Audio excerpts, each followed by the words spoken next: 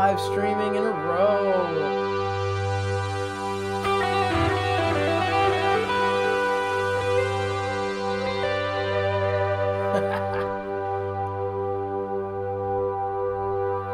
Janice is also on Twitter. Twitch. Twitter. Oh my god. Twitch.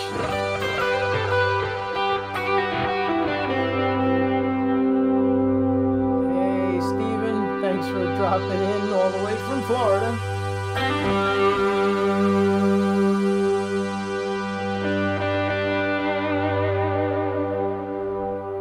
Thank you, Wendy, for checking. Straight out of Serotonin. Hello.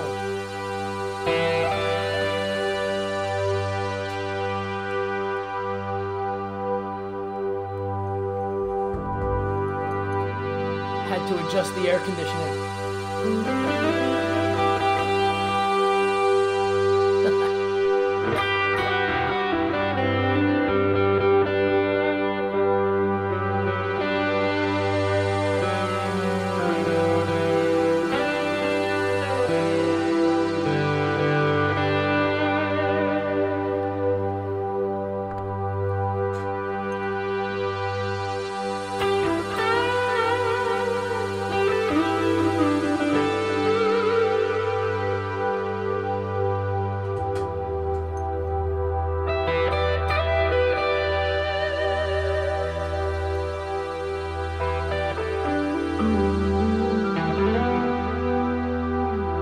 I couldn't find the strap for the other guitar.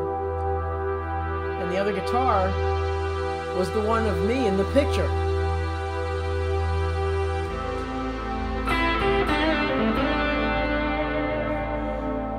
From 1989, that picture was.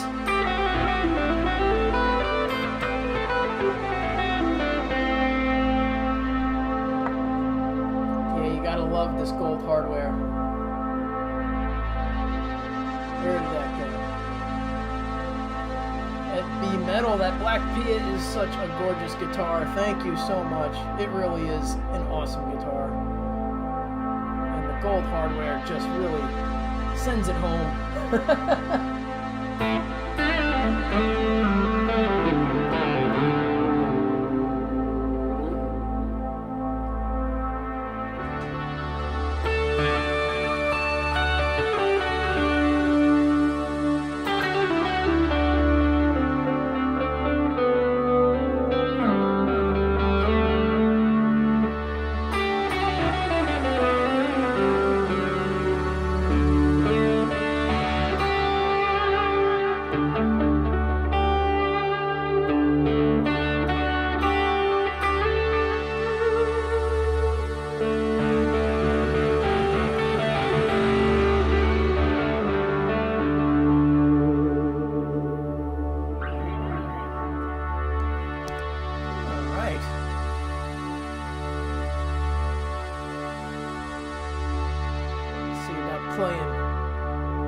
See about getting right into a tune here.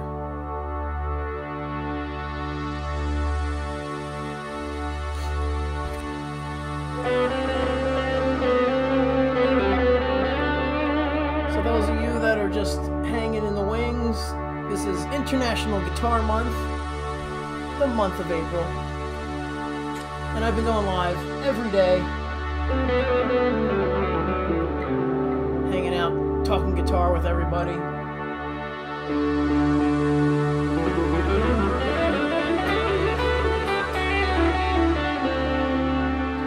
And talking some trivia and guitar tips, stuff to play and practice.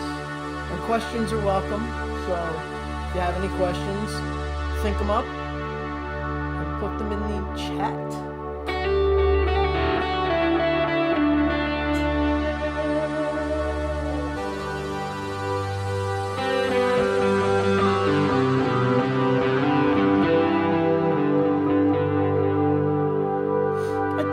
Something I want to play.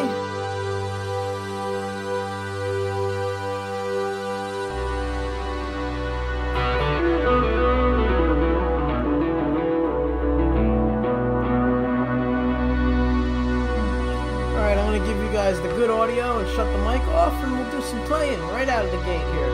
Here we go. All right.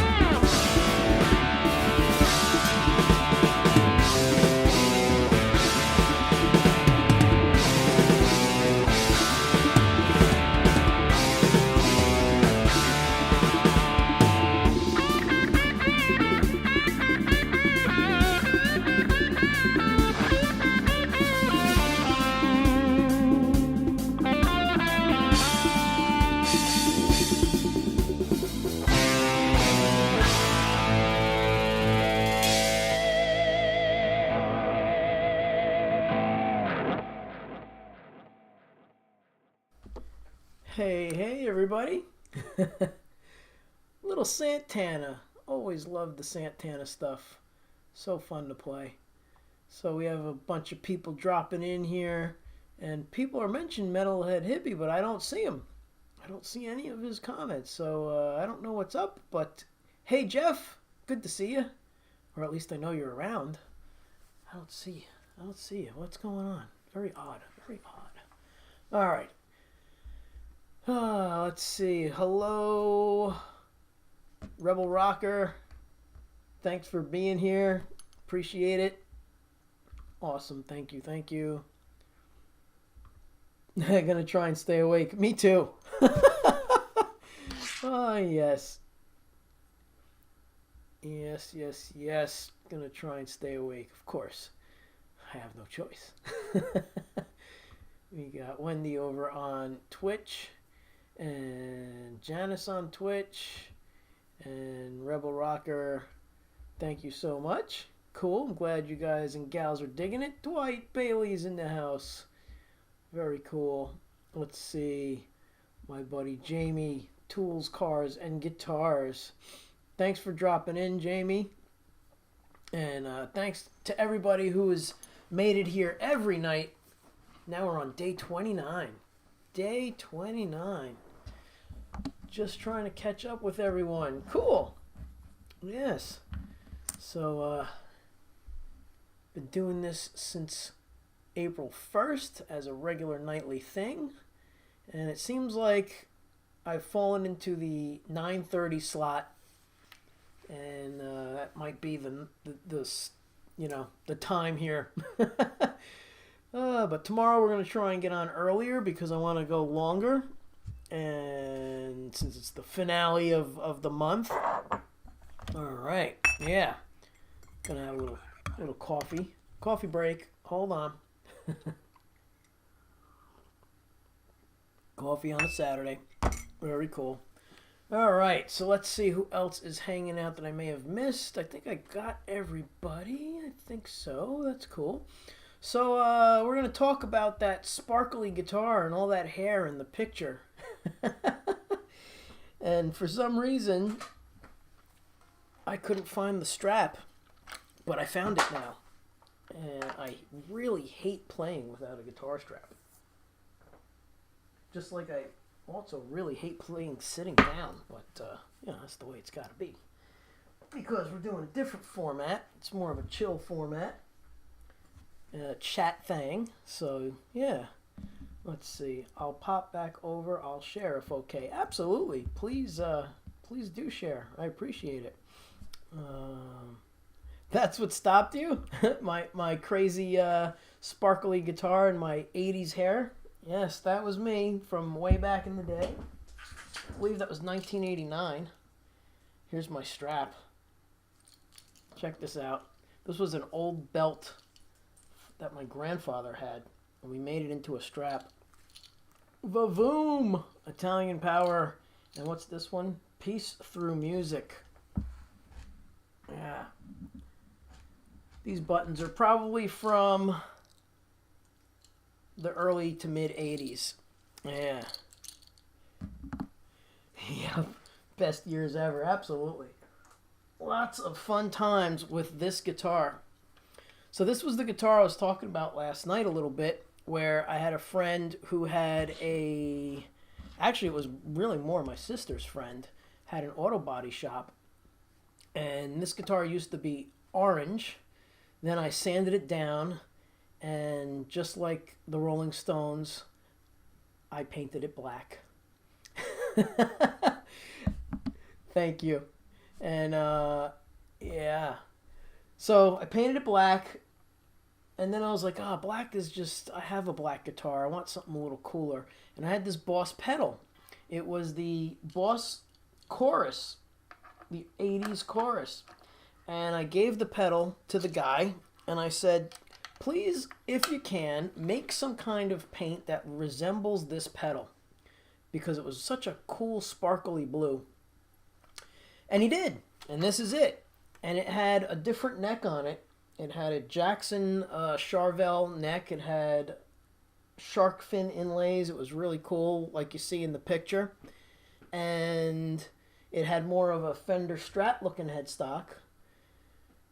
And one day at rehearsal, I was in a band in California, and one day in rehearsal, I was doing the old Yngwie around the neck swirl, and I flipped the guitar, and it worked. And I was like, oh, that's cool, awesome.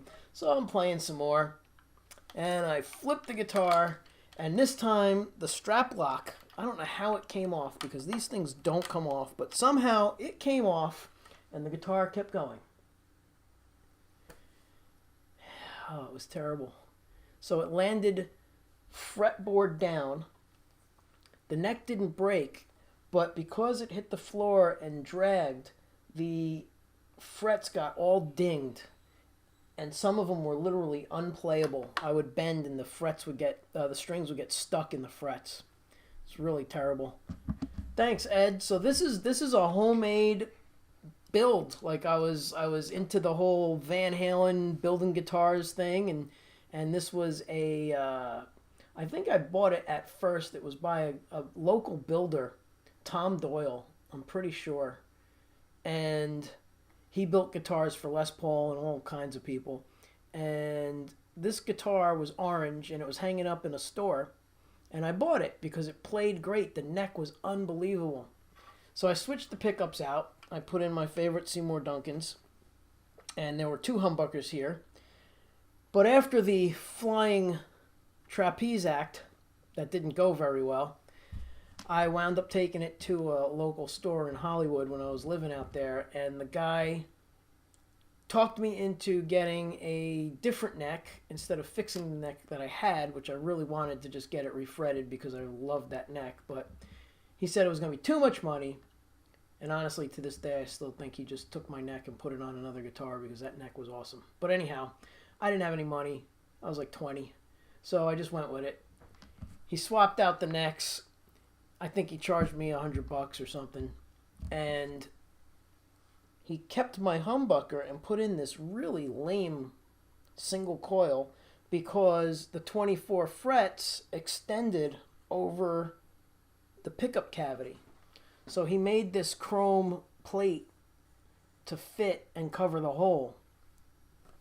So I didn't really know any better. Again, I was young and broke and in a band in Hollywood. So I was really just pushing my luck. Getting it fixed was not part of the equation back then. So anyhow, this is the guitar. And to be honest, I hate that it's maple, this fretboard. I just hate it. I hate everything about it because it's not that neck in the picture. But it does still play really good, and it does sound really good. Hopefully, it still sounds good because like my Kramer Pacer Deluxe, I haven't touched this thing in probably 20 years or more, and I really hope it's close to being in tune because it has this crazy Floyd Rose tremolo, and it'll take forever to tune live, so we won't go there. But hopefully we can get some sounds out of it. Let's see. Wow, it's pretty darn close.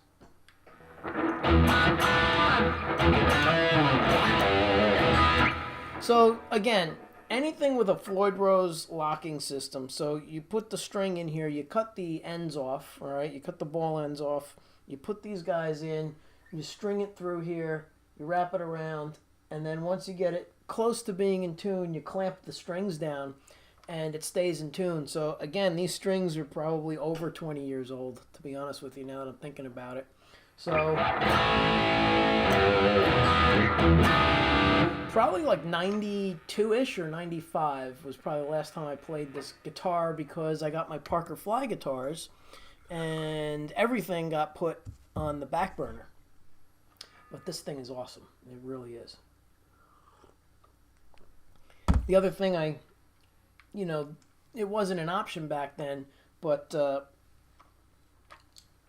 look at the size of that heel. It's huge and it gets in the way when you're trying to play these higher frets. So the heel starts on this guitar on fret 16. It's like right here.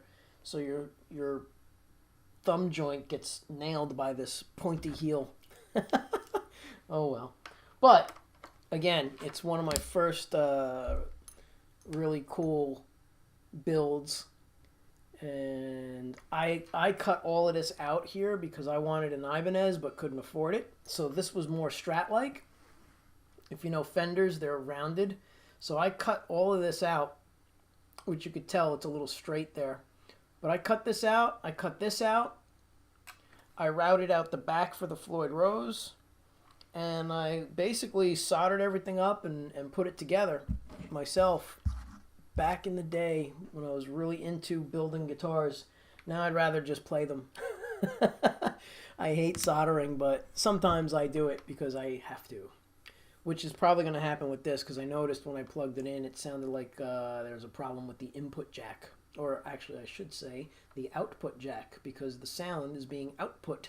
So I always try and correct myself and my students, so you know, if you know about guitars, they call this the input jack, a lot of people. They'll say this is the input jack. Ah, that's what we don't want to happen. But it's not an input jack, it's an output jack, because the sound comes out and goes to the amp. All right. Hey, Mel, how you doing? Saturday night, it's all right. Yeah, I used to know that. Let's think. Is it in G?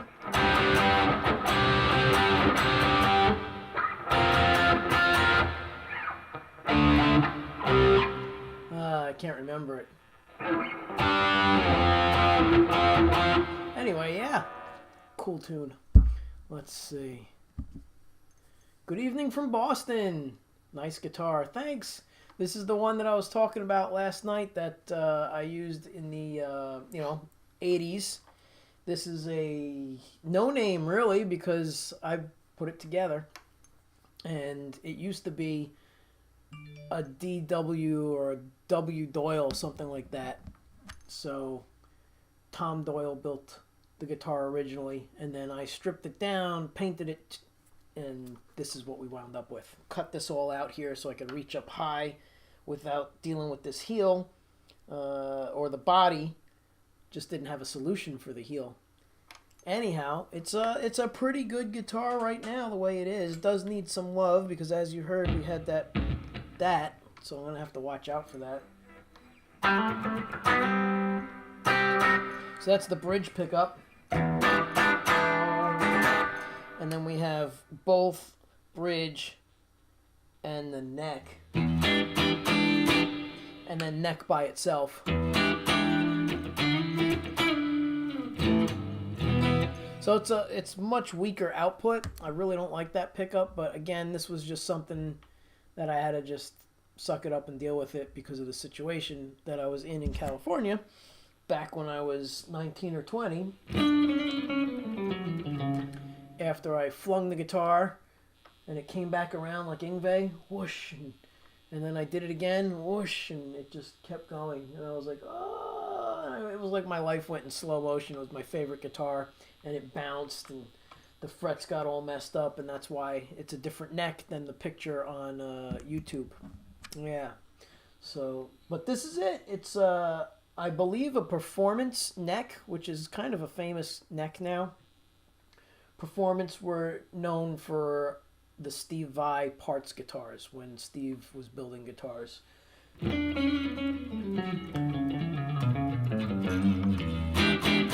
Pretty cool that it's still in tune after all these years. Let's see, it's going to be noisy.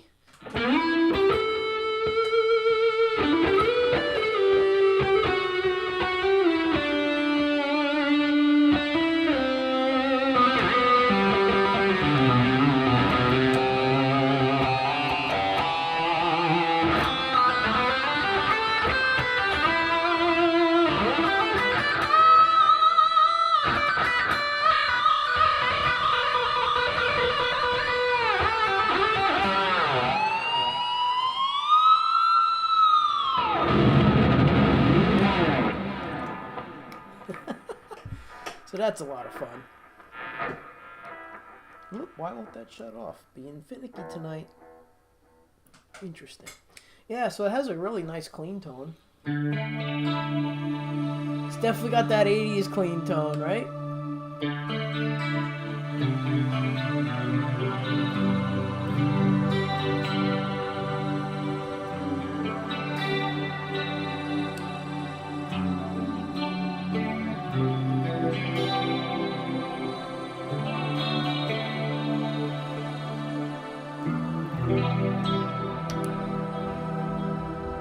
Let's see here.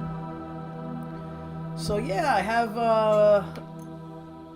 some things here on the computer as usual for Guitar Month. Some trivia and fun facts. Yes, love the 80s chorus. Clean sound. Got to play me some Def Leppard. Yeah, I was actually thinking that, and I'm like, I don't really know any Def Leppard.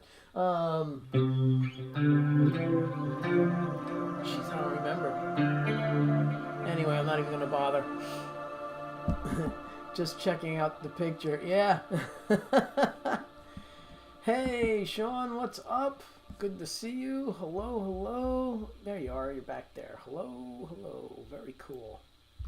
And Mel says, who is your favorite instrumental guitar player and why? Share a sample of one of your favorite tunes by the artist. Okay, so let's make this quieter because it's humming these pickups. Actually, this pickup. So I would guess right now, it's so hard to pick. So hard to pick. But I would say probably Steve Vai. Definitely Steve Vai is a favorite. And why? More so because he's a versatile musician, not just his guitar playing. So he's done some stuff with symphony orchestras.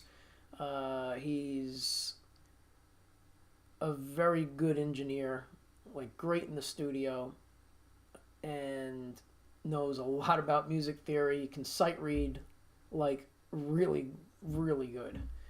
There's few who could sight read and play fluidly, and he's one of them. And that's mostly why I like him. And let's see, something of his... I don't really know any songs by him. That's the problem. But I would say my favorite song by him is probably Gravity Storm off of the... What album is that from? It's 2 albums ago. I'm pretty sure. Gravity Storm. Great tune. So that's one of my favorite songs by Mr. Steve Vai. Let's see. Who else? Yeah, John's a great guitar player. I imagine you're talking about John Frusciante from Chili Peppers, I would imagine. Yeah. He's great. Let's see.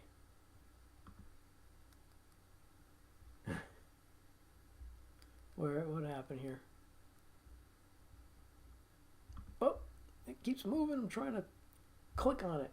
Or Time Goes By is really good too. Okay, I'll have to check those out. Yeah, he's a great guitar player. Definitely not my taste as far as putting stuff on and listening to the Chili Peppers. I actually auditioned for the Red Hot Chili Peppers. Wow, that was something else. What a fun time that was. So my cousin, who's an orthopedic surgeon, knew a lot of people, and apparently this was when he left the band.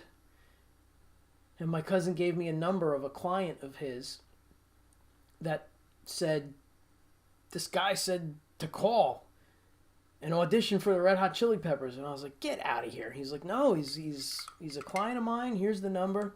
So I call the number and I say, hey, got your number from whoever the guy's name was. And I left a message, and then that was it. Never heard anything for months. And then one night I come home from rehearsal,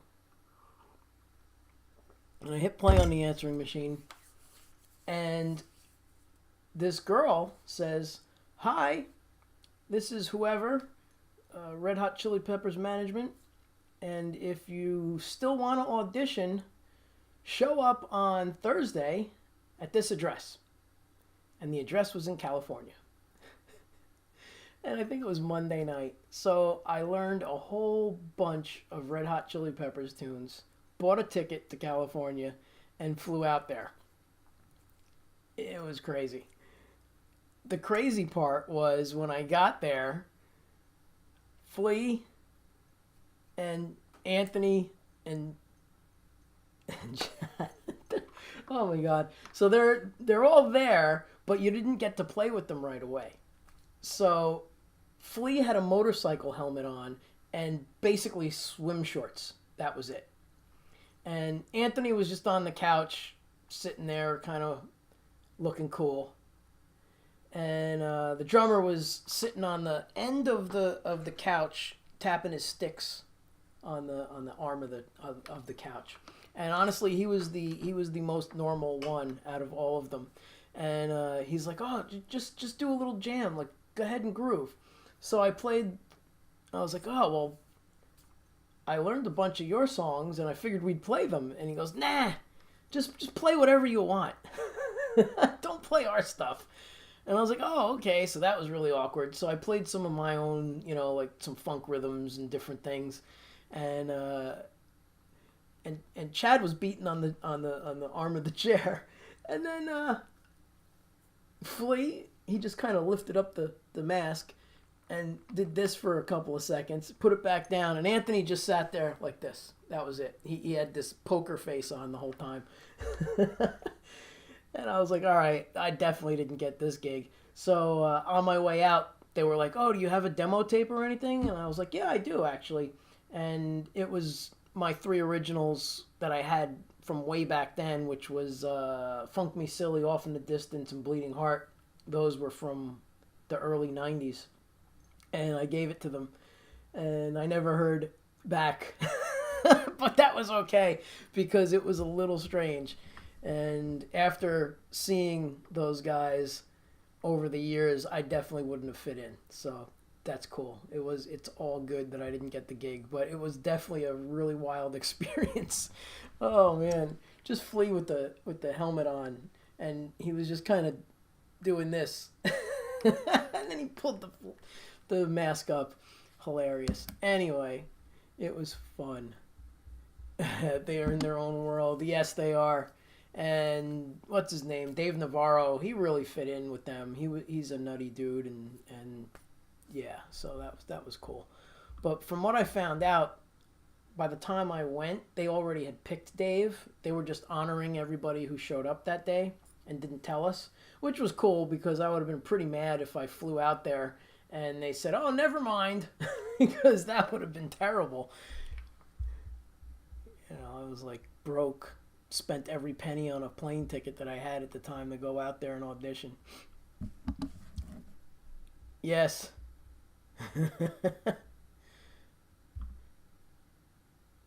Yeah, it was. And you know what's crazy? I just found the cassette tape, believe it or not, cassette tape from my answering machine, and I labeled it Red Hot Chili Peppers message. So I have to find something to play it back on, but that was the message. I have it in digital, not in digital. I want to digitize it, but I have the cassette of when that woman left the message from their management company. Pretty cool. I got to get that off there, off the phone, off the cassette tape. All right, so let's see. We'll do a little playing. I've been yapping for a while, and we'll get some playing going here. Let's see. We did that Santana tune. Let's see what else I have. I feel like doing some AC/DC. I wonder if this guitar will handle it. Let's see. Let's see if it's in tune. Wow, that's like pretty dead on. Holy cow. Impressive. Again, these strings are from the mid-90s. And that's probably the last time I played it, so considering, that's really good. It's just a tiny bit off. Probably should have just left it alone. Because now with the Floyd Rose, the way it works is when you start making things higher, the other side goes flat. Yep, exactly that. Alright, so we'll just get it. Hang on. Bear with me, people. This was more of a pull it out for the, because I put that picture up moment.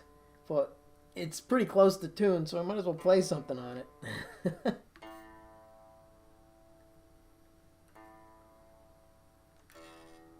So we're going to do the polar opposite of what one would play on this guitar. Let me shut the microphone off and we'll do a little jam here. Hey, Mandar is here. Hello. And I did get Pendar's message, so I might as well talk about that real quick. So I'm doing a lesson special this month. You can check if you're interested. You can email me over at vinceslessons.com. You go over to the contact page and fill it out and put lesson special in the subject. Basically, it's $45 for 45 minutes, and that'll end tomorrow on the last day of April, but you can take it in May. If you're booked in May for some reason, as long as you pay by tomorrow, we're good to go. And you could take it in May or June. All right. So let's play. Let's play. Angus. I'm totally going to do Angus right now on this guitar, which is crazy. I should be doing like a shred tune, but it'll be fun.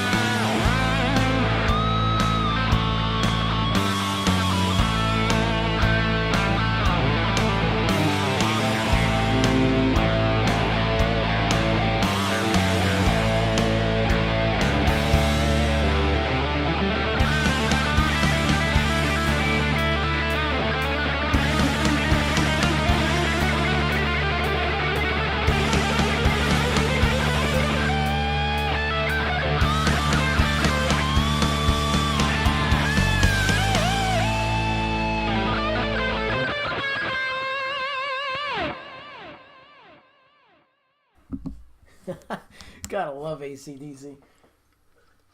Angus is a great guitar player. So cool. I love all of that. All of those riffs. We have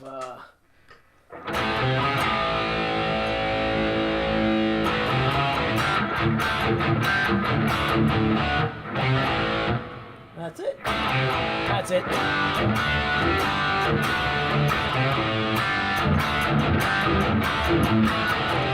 Ah, damn it. Something like that. I used to play all of that stuff. Oh, and just such great riffs. And this one, let's see if I can remember it.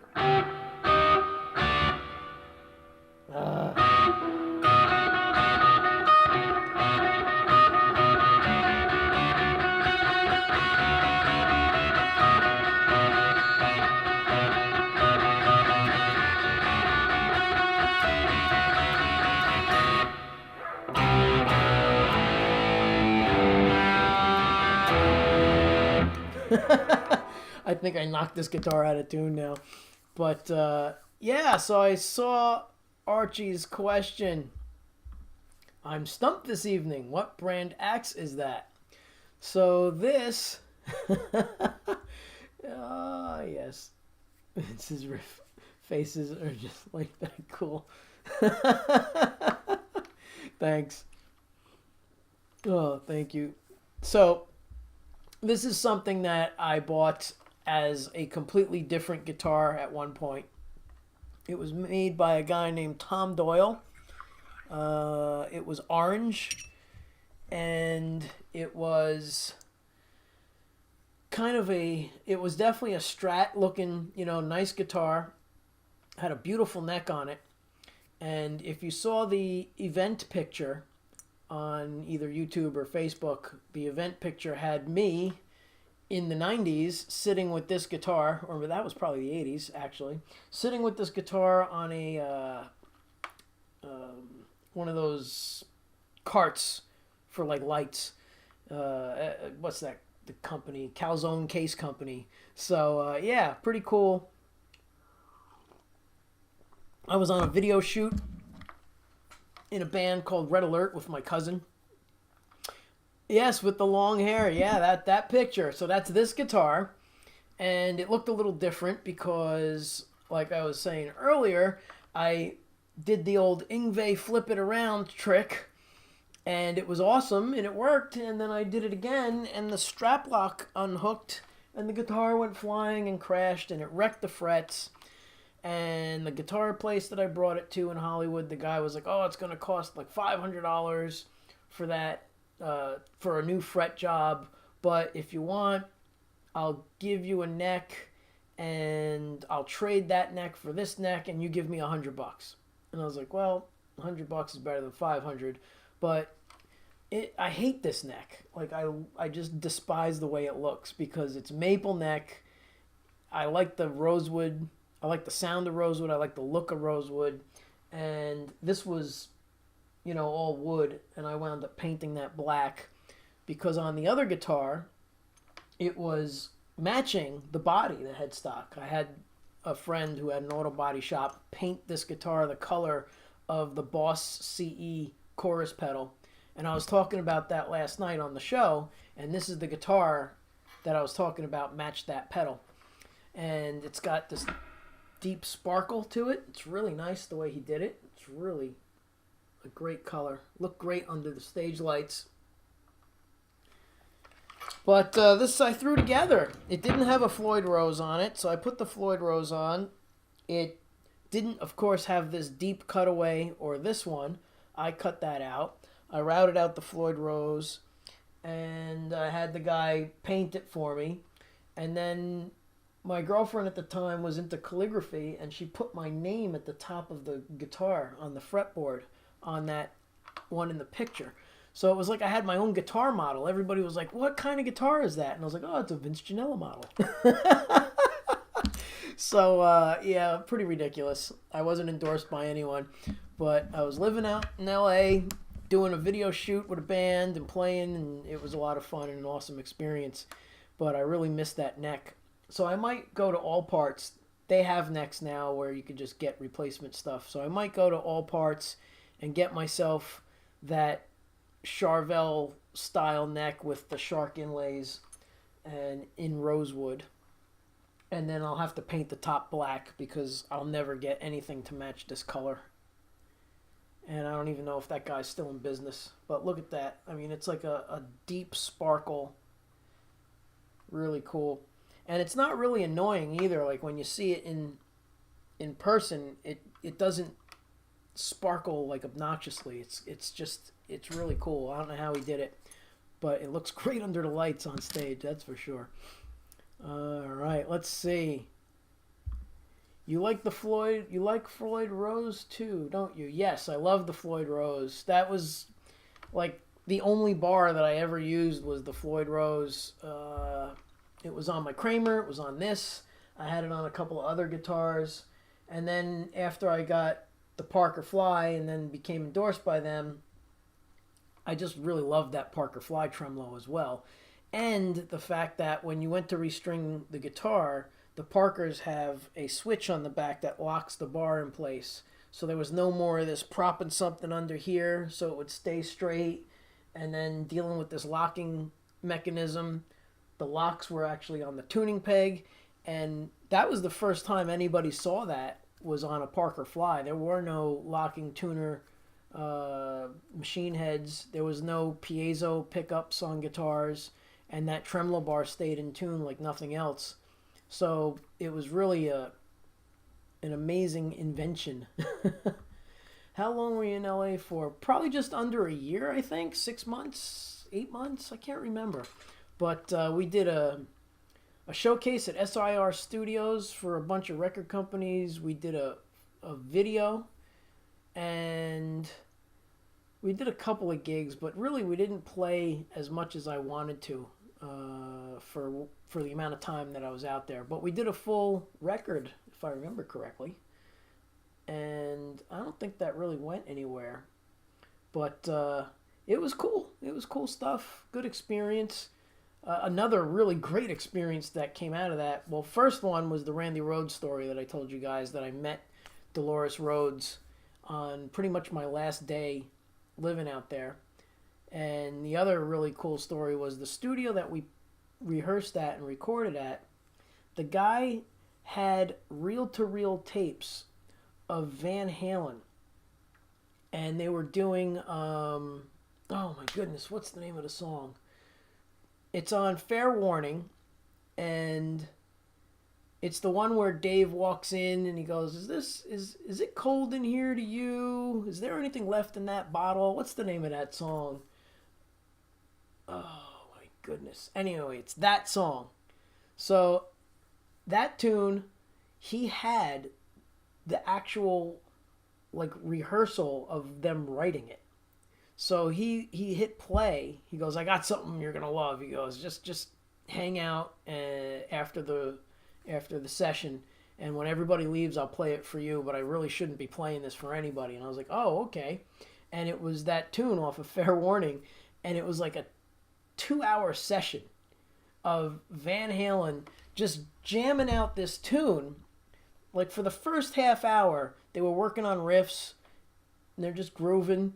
And then Dave comes in, and everything you hear on the album, when you hear him walk in, you can actually hear the door open, and he goes, hey, is it cold in here to you? Is there anything left in that bottle? Something about what's going on tonight? Just yapping, and then he starts to sing. And that's how it went down. I'm trying to see if I can pull it up without getting a copyright strike. Let me have a look here, because that is going to drive me nuts that I can't remember the song. So it was just really a great experience to hear how they wrote like live. And then by the end of like the 2 hours, they had the tune. Like, I don't even know if it was a full 2 hours. It was probably like an hour and a half or a little less. But they just went in, nailed it out, and poof, they had a song. It was really cool to hear. Let's see. And this guy had that reel-to-reel. And back then, there were no cell phones, so I wasn't able to record it. I didn't have anything to bootleg that. But who knows? It's probably on YouTube already. Let's see. Fair Warning. Let's look that up. All right, Fair Warning, and let's look at the album. And it's Hear About It Later. That's the song. That's definitely it. I'm pretty sure. Actually, I'm gonna mute everything real quick because I just want to make sure I'm right.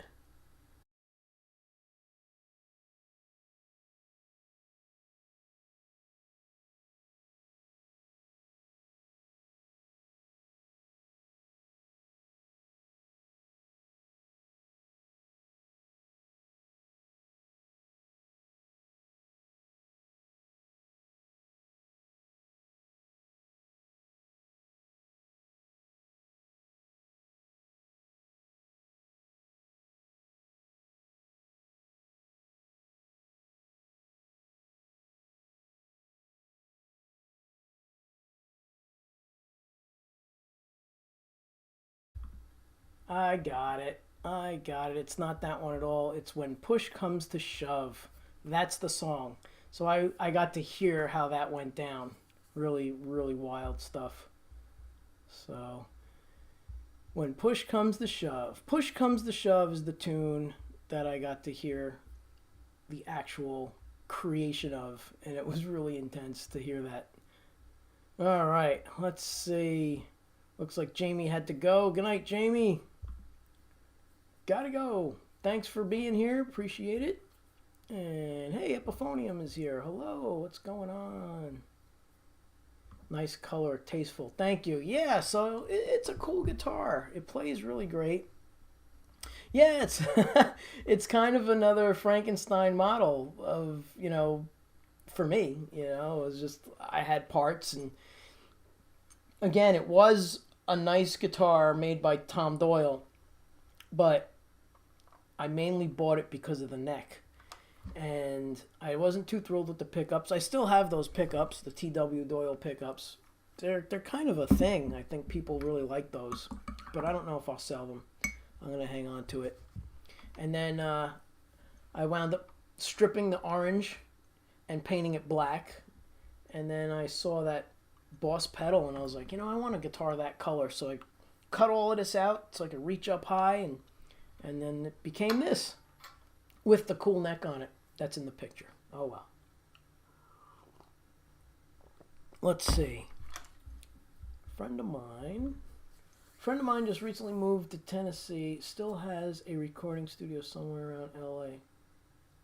You wouldn't know Lee Jacobs.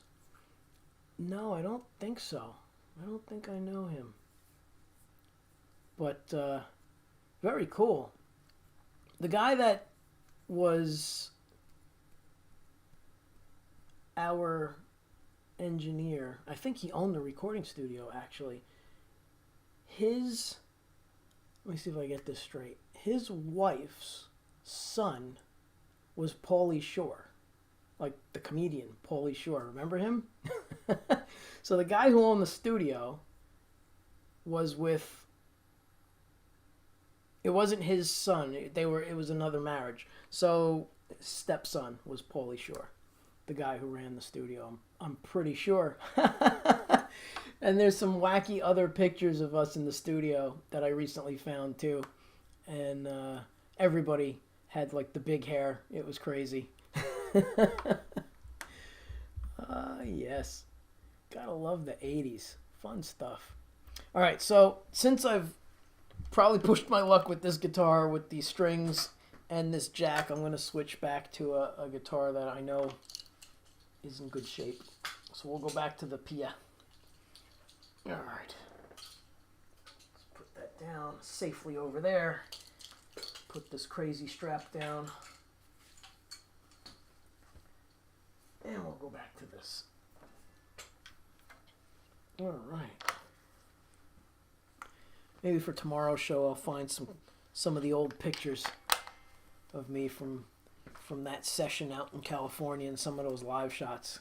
That was a fun time. Cool band. The drummer and singer was my cousin Mark. He sang and played drums. And then we had this guy James Cleaver on bass, and he was great. Great bass player. Really funky. All right, even though we were rock. Okay, let's go over to the set list. We'll do a little jamming again. Perhaps.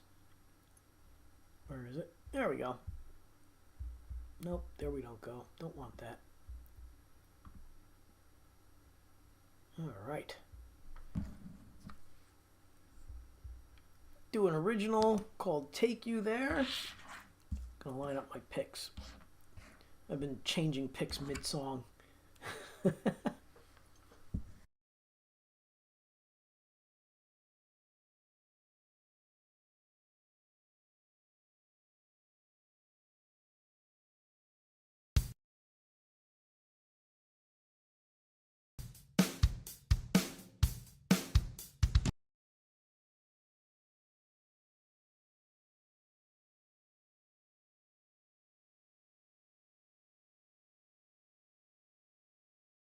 Started in the middle without the click. That doesn't help me at all.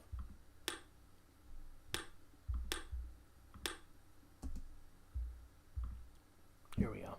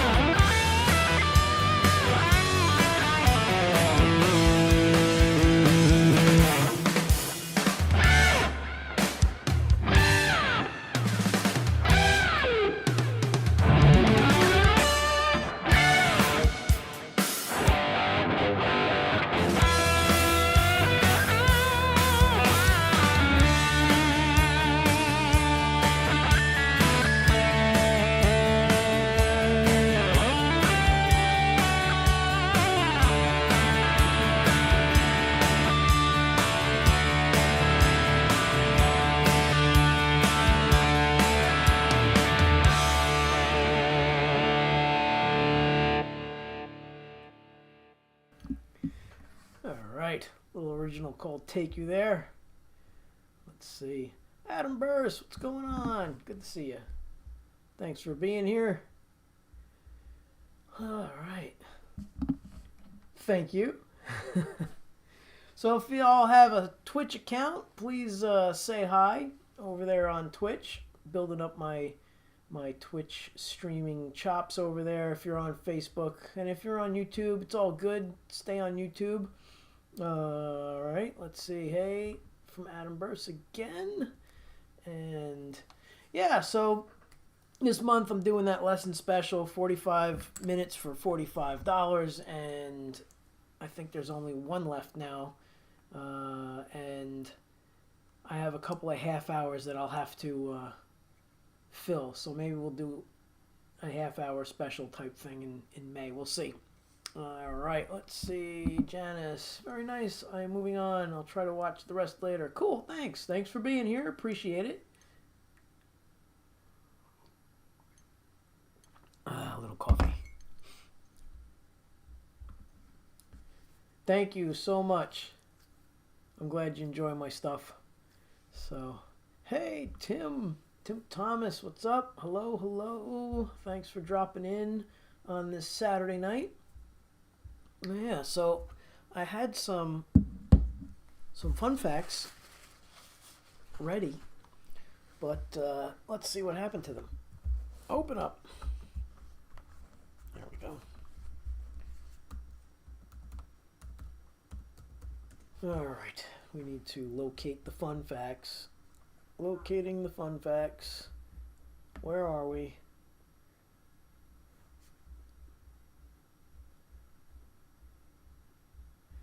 So, I didn't know this, but did you know that Malcolm and Angus Young had an older brother that inspired them to form AC/DC? I did not know that. His name was George. So they had an older brother, George. Yeah. Because he was in a band called the Easy Beats. So they were inspired by him to form their own band. I guess he was older, so he had his other friends and had his own band. And Angus and Malcolm formed AC/DC. It's pretty cool. Let's see. And something else I forgot all about. I knew this, but totally forgot about it. Do you guys know that I Love Rock and Roll was a cover? Yeah, I didn't know that either about AC/DC. But I Love Rock and Roll by Joan Jett is a cover. And the band, it was by the Arrows. The More Difficult Beats? I'm not sure what that was, but yeah, yes, I knew that about George. Oh, cool. Surfer Boy knew that about George. So did you know that about Joan Jett and the Black Hearts? I didn't know that that was a cover, like right away, but I knew it now. But I knew it years ago after the fact. But I had no idea back then that it was a cover. I just thought it was her song back then. And then I found out that it was a cover by the Arrows. Who was AC/DC? Let's see. What was the other cool thing that I remembered and found out again? Where did it go? I think a lot of people know this one now, but Sweet Home Alabama was a retaliation song. You guys know that? Did you know that that was a retaliation to Neil Young, Southern Man? It's pretty wild. Yep. So Leonard Skinner, Sweet Home Alabama, was in response to and in retaliation to Southern Man. Yeah. Epiphonium knew that, yes. So one year, it must have been like early 2000s, I was playing at the Dallas Guitar Show. And I had a break and I was walking around. And I heard the riff. the riff that everybody plays in every cover band.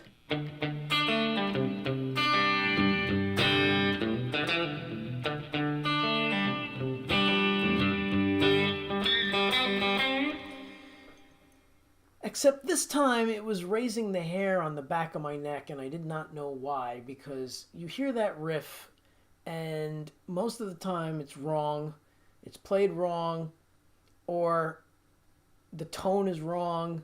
It's just not right. So I'm walking past this booth, I'm starting to get there, and I hear that riff, but I'm like, oh wow, that really sounds like I was waiting for the band to kick in. Like, it sounded like a recording. And when I walked up, it was the man himself, Mr. King, playing guitar. Sitting there with a Telecaster playing that tune, Ed King. And I was like, what? So I got to hang out and talk to him for a bit. That was really, really awesome to meet him and talk to him. I think it was 2004 or 2002. But yeah, that was just totally unexpected to see him playing it. I thought for sure someone was just playing the record or a recording of the song through speakers, and then the band was going to kick in and that was it. But the band never kicked in, and by the time I walked up to the booth, it was Ed King sitting there playing a telly. And really nice guy. Took pictures with him. He was really cool. So, So it's next weekend. That's right. It's usually sometime around now. It's usually in April. But yeah, Ed King. Ed King is the man. Doing the Skynyrd riff. I couldn't believe it was him sitting there. That was wild. Let's see. What other things did I have for tonight? I think that was mainly it. Those were the big takeaways. Let's see. Oh, here was another one. This one I definitely didn't know. And artists are always writing tunes for other people. And some people dig deep and find songs by other people. And this one in particular, I had no idea. I did not know this. Where did it go? I Will Always Love You by Whitney Houston. Right? Does anybody know who wrote that? The original recording? Does anybody know? Anybody know? Don't look it up on Google. Come on. Anybody know who wrote that song and performed it like 30 years before she did it? Let's see. I'm not good enough to play covers, so I just make up my own, which no one has ever heard my originals but me, but I still have a blast creating them.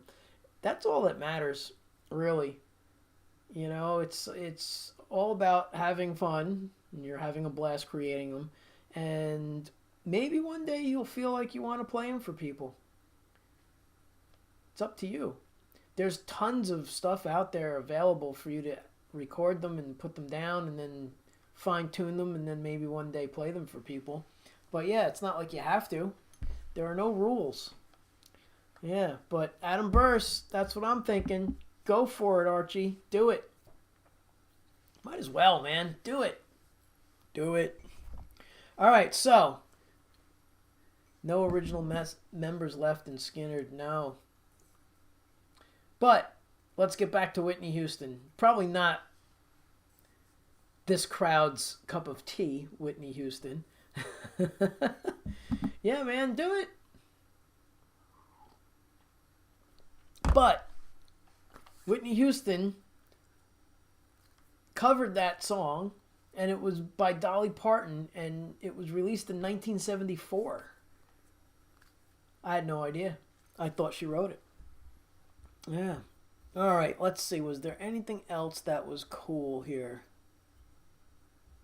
Okay, so I knew this one, and I wrote it down. This is one of my own. Smokey Robinson. Nope. It was Dolly Parton. Dolly Parton wrote "I Will Always Love You" She recorded it in 1974. Pretty wild. Let's see. Actually, one went to the studio Tuesday evening and is being edited as we speak. Oh, cool. There you go. To start. All right, so I don't know if people know this. Probably the guitar players might know this, but people who don't play guitar, I don't think have any clue about this one. She's great. It's a shame what happened with her, but Whitney Houston had an amazing voice, and Dolly Parton, she's still sounding good. She played somewhere recently. I saw something with her and Miley Cyrus, and I was really surprised. Dolly sounded pretty good. She's like 86 or something, I think. Maybe older. Yes.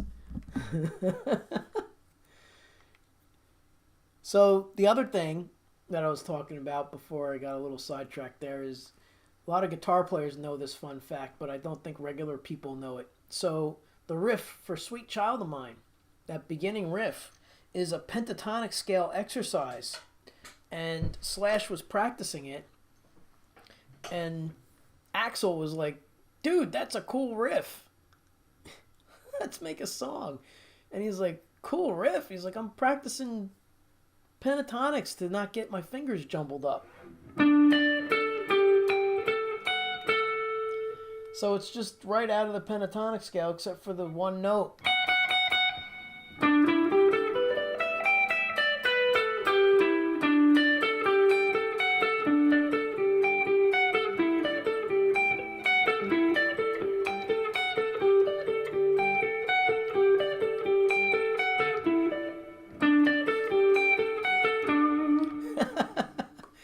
I'm going to have the riff police shutting me down soon. Let's see. I think Dolly would be a lot of fun. She was in some movie with, what the heck is that movie now? Wendy had it on. It's something we watch occasionally when it's on cable. And, why can't I think of the name of it? Anyway, it's a cameo and she gets tackled in the movie. It's hilarious.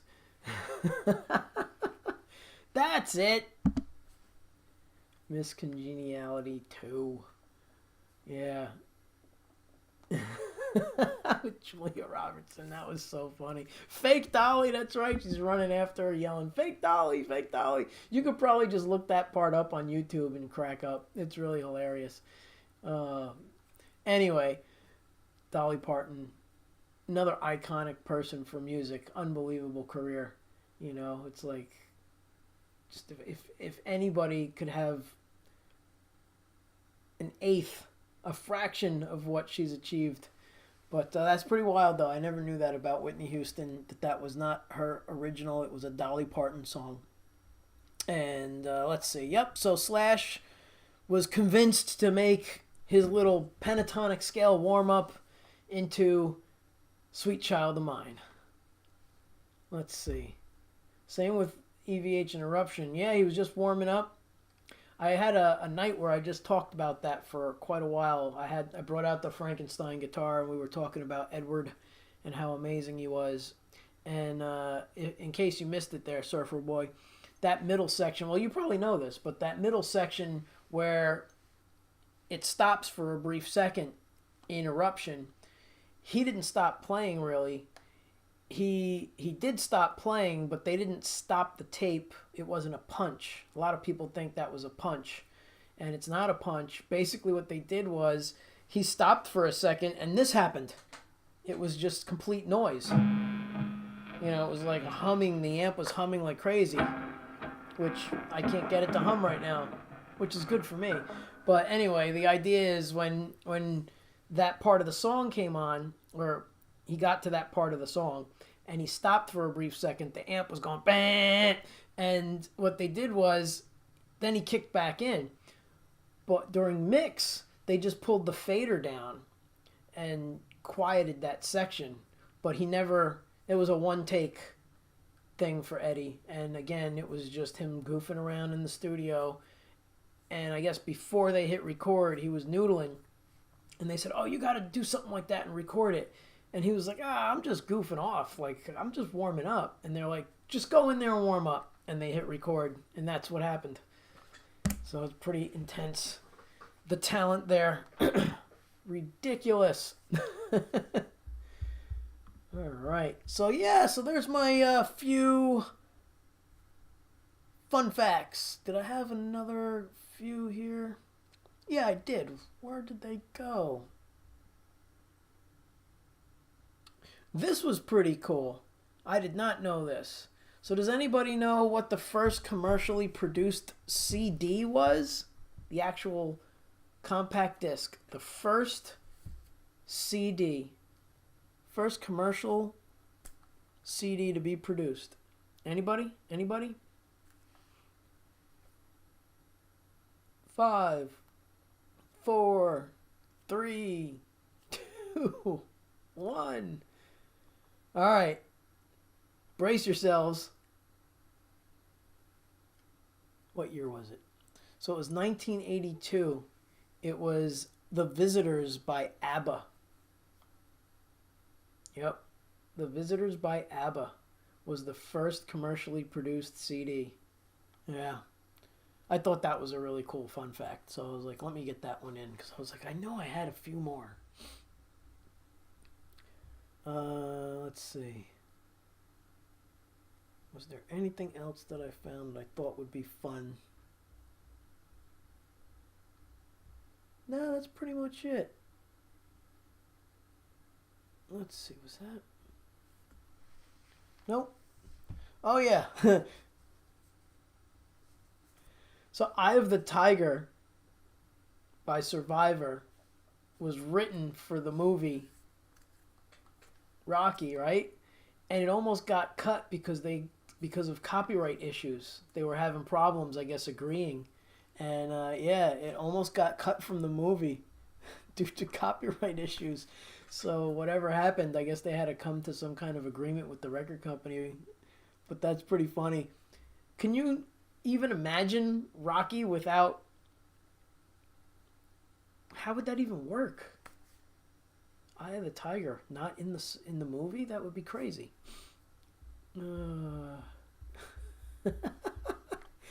What's this? That was boring, Vince. We want to hear about the metal dude fun facts. Yeah, sorry. I actually, maybe that's what I should have looked up, was some metal stuff. Yeah, some metal fun facts. Yes, ABBA, 1982. You're a closet ABBA fan. I think everybody is. Come on, Archie. Fess up. You like something by ABBA. Everybody does. Oh, my God. No, it's all good. All right. So let's see what time it is. All right, so we're close to 11. No, it's 11:01. All right, so I told myself I wasn't going to go past 11. No, I won't admit it. No. Yeah, ABBA. That's hilarious. All right, so let's see. I'll do one more and we'll call it a night. And then tomorrow I'm going to try and get on earlier, and maybe we'll stick around for an extra long show. I'll show a couple of other guitars that I haven't shown and that I've had forever that were from my younger days of playing. And possibly something with stories attached to it, because guitars are awesome. And fun stories are even more awesome. So, yeah. All right. What do we have for the way out?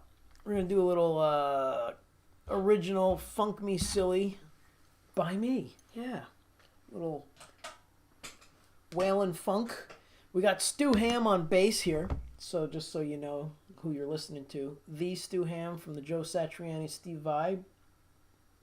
And 15 other amazing guitar players. Frank Gambale. Who else does he play with? Alright. But yeah, Stu Ham is on bass on this track. I'll give you guys the good audio, and then I'll be back to say goodnight. Here we go.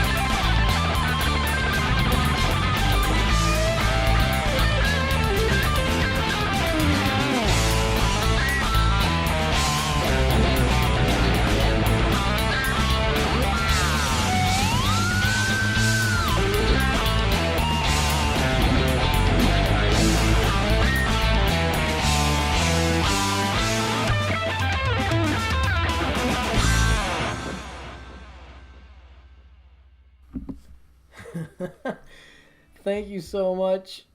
I honestly believe if Vince had 40 frets, he would use every one of them in one song several times. Oh, that's funny. Thank you. Great outro. Thank you so much. It's a lot of fun. I try and, for that tune, I wanted it to build because it's the same riff bit over and over, in the background.